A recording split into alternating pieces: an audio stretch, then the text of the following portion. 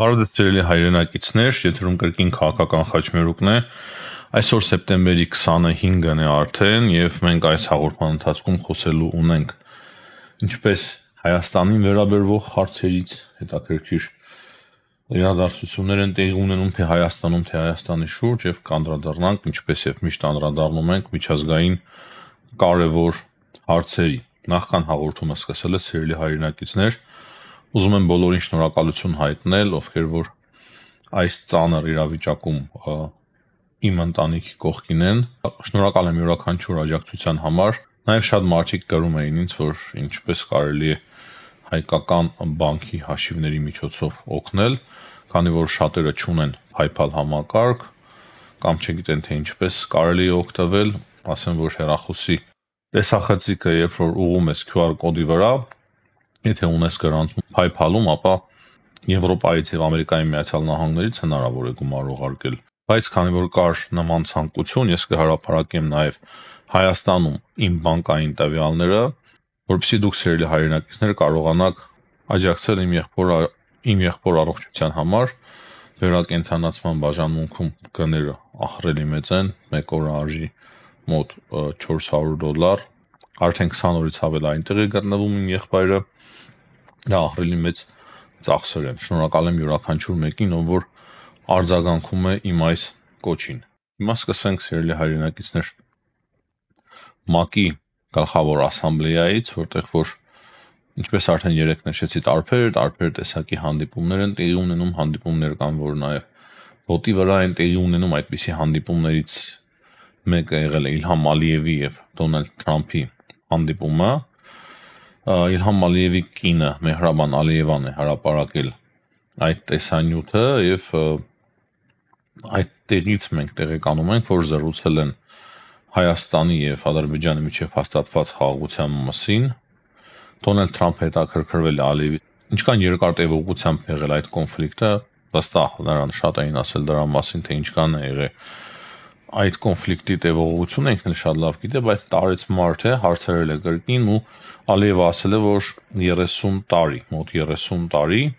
հետո ավելացրել է, որ դուք հրաշք եք գործել պարոն նախագահ, ի նկատի ունենալով Հայաստանի եւ Ադրբեջանի միջև հաստատված խաղաղությունը։ Դե հասկանում եք, թե ինչի Ալիևը նման բան ասել Դոնալդ Թրամփին։ Այստեղ կարծում եմ կարևոր է նաեւ նշել, որ Ալիևը ՄԱԿ-ում հասցրել է հանդիպել նաեւ Եվրոպայի խորհրդի գլխավոր քարտուղար Ալեն Բերսեի հետ, եւ այդտեղ եւս քննարկման հիմնական թեմաներից մեկը եղել է խաղաղության հարցը Հայաստանի եւ Ադրբեջանի միջև, եւ Ալեն Բերսեն հետո արդեն իր մտքերով է կիսվել, ասել է, որ խաղաղությունը վերադարձել է հարավային Կովկաս ու ավելացրել է, որ երկարաժամկետ կայունությունը եւ բարգավաճումը մեր ընդհանուր նպատակներն են։ Հայկական կողմը եւս կարևոր հանդիպումներ է ունենում, Արարատ Միրզոյանը ՄԱԿ-ում նույնպես հանդիպումներ է ունենում, սիրելի հայրենակիցներ, եւ ամենակարևոր հանդիպումներից մեկը եղել է Ֆրանսիայի արտգործնախարարի հետ, Ժան-Նոել Բարոյի հետ եւ բազմաթիվ հարցեր են քննարկվել, հիմնական քննարկման թեման եղել է ռազմավարական հարաբերություններ հաստատելու հարցը, խորացնելու հարցը, գիտեք հիմա այդ փաստաթուղթը պատրաստվում է Ֆրանսիայի եւ Հայաստանի միջև, հույսով եմ շատ շուտով այն կստորագրվի, կյանքի կկոչվի, դրանից բացի ավելի սերտ եւ խորը համագործակցությունը Եվրոպական միության հետ։ Կարծում եմ ամենակարևոր հարցերն են քննարկել Հայաստանի եւ Ֆրանսիայի արտգործնախարարը մեր համար։ Բնականաբար նաեւ անդրադարձ է եղել տարածաշրջանին վերաբերող հարցերին, կայուն խաղաղությանը եւ այդպես շարունակ։ Բոլոր հարցերն չափազանց կարևոր են մեզ համար, հայկական կողմի համար, սիրելի հայրենակիցներ։ Եվ ես անկեղծ ասած մեծ հույս ունեմ, որ շատ շուտով արդեն կկնքվի Ֆրանսիայի հետ ռազմավարական հարաբերությունների փաստաթուղթը եւ Ֆրանսիան կլինի այն երկիրը, այն ամենակարևոր եւ առաջատար երկիրը, որը որ ամեն ջանք կգործադրի, որ Հայաստանը դառնա Եվրամիության անդամ։ Պատկերացնում եք, եթե Ֆրանսիան սկսի կոնկրետ լուրջ ջանքեր գործադրել այդ ուղղությամբ, ես կարծում եմ, որ Հայաստանի հնարավորությունները միայն անգամներով աճ կգրանցեն։ Կարևոր է այստեղ նշել, որ ՄԱԿ-ի գլխավոր ասամբլեայում նաև ելույթ է ունեցել Մասուդ Փեզեշքյանը, Իրանի նախագահ Մասուդ Փեզեշքյանը եւ նաեւ անդրադարձել է Հայաստանի եւ Ադրբեջանի միջև հնարավոր խաղաղությանը ու Իրանը իր դիրքորոշման համաձայն կողմ է արտահայտվել, այսինքն մեծ ցանկություն ունի տեսնել, որ խաղաղություն է հաստատվել տարածաշրջանում, խաղաղություն եւ համագործակցություն եւ լավ է, որ Իրանի նախագահը իր ելույթում անդրադարձել է նաեւ Հայաստանին ու Ադրբեջանին եւ հայ-ադրբեջանական խաղաղությանը։ Հայաստանին վերաբերվող լուրերից կարող եմ նաեւ տեղեկացնել, որ օրինակ համար դա Կրեմլից ենք տեղեկանում, որ Նիկոլ Փաշինյանը այսօր մեկնելու է Մոսկվա, սեպտեմբերի 25-ին մեկնելու է Մոսկվա, որտեղ որ մասնակցելու է գլոբալ ատոմային ֆորումին։ Դրանից բացի Հայաստանին վերաբերվող լուրերից կարծում եմ կարևոր է, որ դատարանը Միքայել arczepiskopos Աջապահյանին մեղավոր է ճանաչել, խափանման միջոցը մնացել է նույնը, այդ որոշումը դատապարտել է արդեն Մայրաթոր Սուրբ Էջմիածինը, դե այստեղ նորություն չէ մեզ համար, մենք գիտենք Մայրաթորի ներկայիս ղեկավարության դիրքորոշումը, դա նոր չէ մեզ համար, ուրիշ բան չէի էլ սպասում, այսինքն եթե չդատապարտեին ավելի զարմանալի կլիներ, ով որ ղեկավար է ցանկացած կառույցի, երկրի, եկեղեցու, իր դիրքորոշումն է սկսում հայտնել պետության, եկեղեցու, կառույցի, կուսակցության անունից, եւ դա է հիմա տեղի ունում փաստացի նաեւ Մայրաթորում, Մայրաթորի անունից խոսում է Գարեգին II Կտրիչ Ներսիսյանը եւ նա է այսօր կարծիք արտահայտում, բայց իրականում մենք հասկանում ենք, որ Մայրաթոր Սուրբ Էջմիածնի կարծիքը չէ դա, իրական Մայրաթոր Սուրբ Էջմիածնի կարծիքը դա չէ։ Եվ Հայաստանի մասով վերջում ուզում եմ ասել, որ երեկվա տեղի ունեցած սպանության առումով ես ասացի, որ դա քաղաքական սպանություն է, շատերը մեկնաբանության մեջ եւ անձամբ ինձ գրեցին, թե չէ, դա կլանային սպանություն է։ Ամենայն անկեղծությամբ սիրելի հայրենակիցներ, շատ մանրամասն խորացած չեմ ես, թե ինչ է տեղի ունենում Հայաստանի համայնքներում, ինչեր են տեղի ունենում, ով ում հետ ինչ հարաբերություններ ունի, մենք ավելի շատ զբաղվում ենք արտաքին քաղաքականությանը վերաբերվող հարցերով եւ ես այդ մանրունքները բաց եմ թողնում, առաջին հայացքից դա ինձ երևաց քաղաքական սպանություն, այնուամենայնիվ քաղաքական տար կա այդ ամենի մեջ, բայց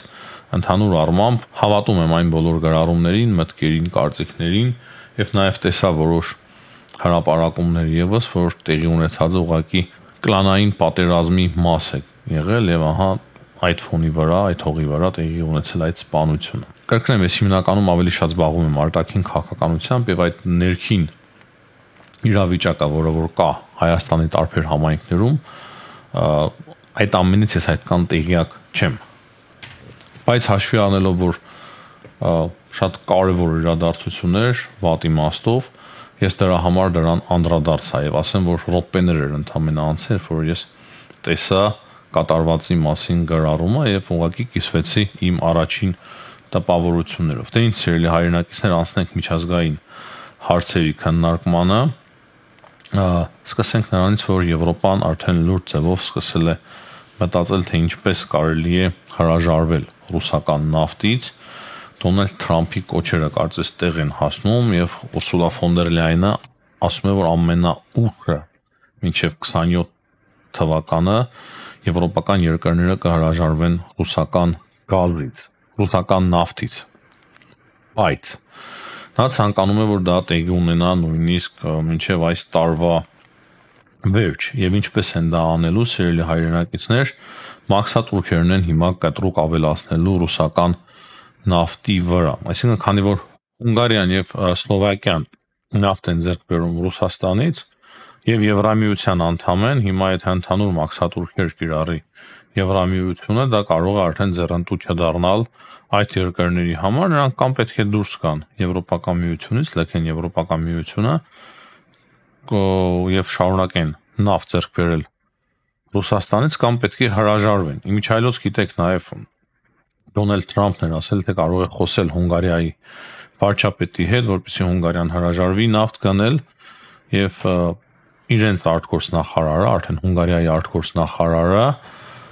Պետեր Սիարտոն ասել է, որ Հունգարիան չի հրաժարվի նավթ ձեռք բերել Ռուսաստանից։ Եվ նույնիսկ եթե իր դաշնակից Ամերիկայի Միացյալ Նահանգները խնդրեն, ապա նրանք չեն գնա այդ քայլին։ Նրանց խոսքերով իրենք չունեն այլընտրանք։ Ռուս-ուկրաինական պատերազմի մասով եւ Դոնալդ Թրամփի հայտարարությունների մասով անդրադարձ է արել նաեւ Դիմիտրի Պեսկովը։ Դե բնական է, չէր կարող ինքը չանդրադառնալ Թրամփի հայտարարություններին։ Գիտեք, Թրամփի հայտարարությունները շատ կոշտ էին Ռուսաստանի նկատմամբ, եւ հիմա Պեսկովը ասում է, որ իրենք շատ լավ իրավիճակում են գտնվում պատերազմի իմաստով եւ ավելի լավ իրավիճակում, քան 2022 թվականին էին։ Եվ նա ասում է, որ այն թեզը, թե Ուկրաինան կարողանալու է ինչ-որ բան հետ նվաճել, սխալ է։ Նա նաեւ խոսել է թղթի վակրի մասին արտահայտության, Թրամփը ասել էր, որ թղթի վակր է Ռուսաստանի Դաշնությունը, եւ ասում է, որ մենք եւ ասում է Պեսկովը, որ մենք եւ ոչ թե վակր ենք, այլ արջ ենք, Ռուսաստան ասոցացվում է արջի հետ եւ թղթի արջեր չեն լինում, բայց Պեսկովը երևի չգիտե, թե հիմա Պեսկովը երևի լավ չի իմանում, որ այս աշխարհում թե թղթե, թե այլ տեսակի արջեր շատ են լինում։ Զելենսկին էլ իր հերթին հարցազրույց է տվել Fox News-ին, ասելով, որ Ուկրաինայի մասով եւ Ուկրաինայի տարածքների մասով փոփոխություններ են տեղի ունեցել Թրամփի հայացքների մեջ եւ Թրամփը այսօր հասկանում է, որ Ռուսաստանի հետ տարածքների փոխանակումով ոչինչ չես հասնի եւ դա սխալ է ու անարդար։ Կարծում եմ կարեւոր է նաեւ նշել, որ Նյու Յորքում հանդիպում է տեղի ունեցել Լավրովի եւ Մարկո Ռուբիոյի միջեւ, Ռուսաստանի արտգործնախարարի եւ Ամերիկայի Միացյալ Նահանգների պետքարտուղարի, շատ մանրամասներ այս պահի դրությամբ չկա, միայն գիտենք, որ Լավրովը այսպես է արել, ձեռքը լրագրողների առջև եւ այդպես հեռացել է, այսինքն ամեն ինչ լավ է ընթացել ըստ Լավրովի, բայց կարծում եմ շուտով մանրամասներ կունենանք, թե ինչ հանդիպում է տեղի ունեցել նրանց միջև եւ ինչ են քննարկել։ Եվ այսօրվա ամենակարևոր, կարծում եմ, լուրը այն է, որ հարձակում է տեղի ունեցել դրոնային հարձակում արդեն Դանիայի վրա։ Պատկերացնում եք, ոչ Էստոնիայի, ոչ Լատվիայի, ոչ Լիտվայի, ոչ էլ այլ ինչ-որ հետխորհրդային երկրի, այլ կոնկրետ Դանիայի վրա է տեղի ունեցել հարձակում, նույնիսկ մի պահ ուզում էին արտակարգ իրավիճակ սահմանել Դանիայում, բայց կարծես հետո խուսափել են։ Այդ տարբերակից բազմաթիվ դրոներ են եղել, նախ չեն հասկացել, թե որտեղից են եկել այդ դրոները, հետո գլխի են ընկել, որ ծովերի վրայից, ռուսական նավերից են բաց թողնվել, ամենայն հավանականությամբ խափանվել են նաև օդանավակայանների աշխատանքներ, հատկապես Օլբորգի օդանավակայանի աշխատանքն է խափանվել եւ դրանից հետո արդեն այդ դրոները նկատել են ռազմական ավիաբազաների վրա, որտեղ որ Դանիան ունի F-16-եր եւ F-35-եր։ Սա աննախադեպ իրավիճակ է Դանիայի համար եւ ամբողջ Եվրոպական միության համար։ Եվ ինչ ունենք մենք, սիրելի հայրենակիցներ, ունենք արդեն այն, որ մեկ շաբաթից ավել է Ռուսաստանը հարձակվում է Լեհաստանի վրա օդով։ Էստոնիայի, Լատվիա, Լիտվայի, Ռումինիայի եւ հիմա էլ հասավ հարձակման արդեն Դանիայի վրա։ Հստակ իմ պատկերացմամբ սողացող օդային պատերազմ է տեղի ունենում եւ Ռուսաստանի Դաշնությունը փորձում է, Եվրոպական միությանը փորձում է ՆԱՏՕ-ին, թե որքան վճռականություն ունի ՆԱՏՕ-ն եւ Եվրոպական միությունը։ Իրոք շատ լարված է իրավիճակը, պայթունավտանգ է։ Ես անկեղծ ասած ամիսներ առաջ չէի կարող պատկերացնել, որ Ռուսաստանը իրոք կհամարձակվի նման քայլերի, ճիշտ է, կային այդպիսի կարծիքներ եւ կային այդպիսի մտահոգություններ, բայց